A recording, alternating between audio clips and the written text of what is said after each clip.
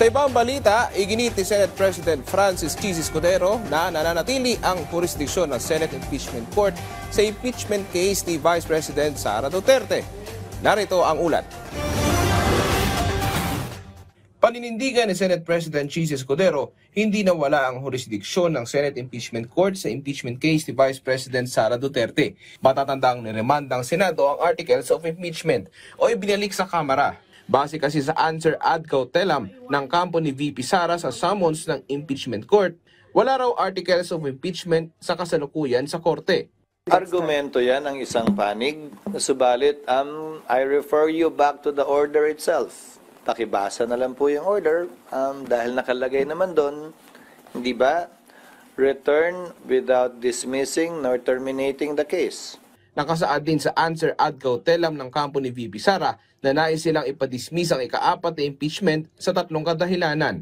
Dahil umano sa paglabag sa 1-year bar rule, wala rin daw statement ng ultimate facts, nilarawan din nila itong isang scrap of paper.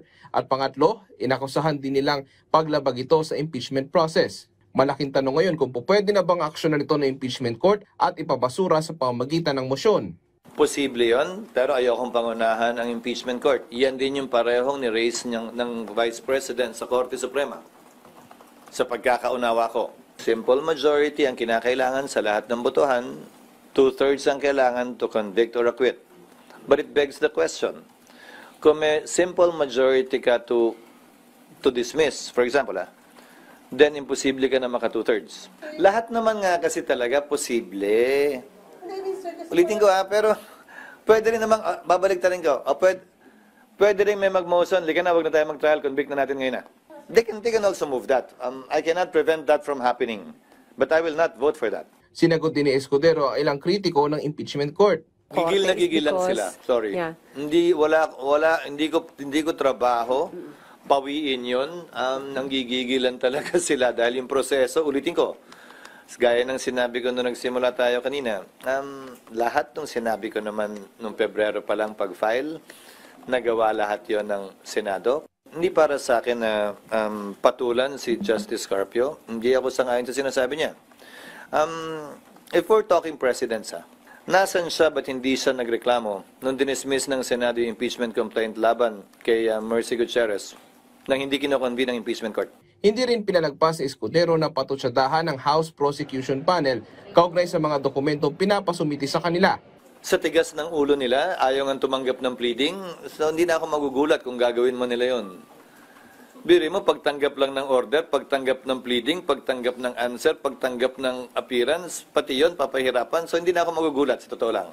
Pero magkikita-kita kami sa tamang panahon, kaugnay sa mga ganyang ginagawa nila sa panahong ito. Hindi ko maintindihan sila yung gigil na gawin to, tapos pagdating sa pagtanggap ng mga kopya para magpatuloy na, bakit pinapahirapan yung mga process servers?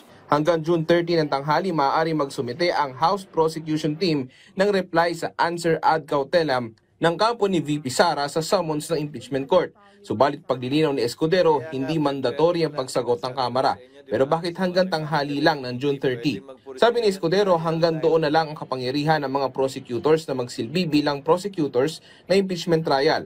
Dahil sa ilalim pa rin ito ng 19th Congress at kailangan sila bigyan ng panibagong otorisasyon ng Kongreso sa ilalim ng 20th Congress.